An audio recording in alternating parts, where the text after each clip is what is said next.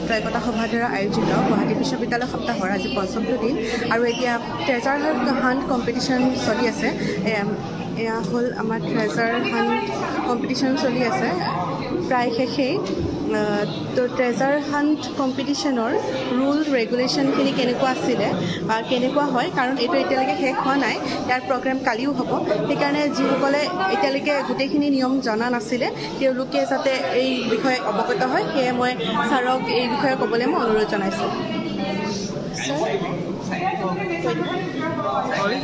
নমস্কাৰ। গুৱাহাটী ইউনিভাৰ্চিটিৰ treasure hunt কম্পিটিশ্যনৰ rules and ৰেগুলেশ্যনখিনি মই কৈ দিবলৈ বিচাৰিছোঁ। অলৰেডি মই কৈছোঁ যে তিনিটা ষ্টেজত হ'ব। ফাৰ্ষ্ট ষ্টেজত it's a quiz competition. So' 50-50টা কুৱেশ্যন থাকিব, অলৰেডি এইটো দিয়া হৈ গৈছে।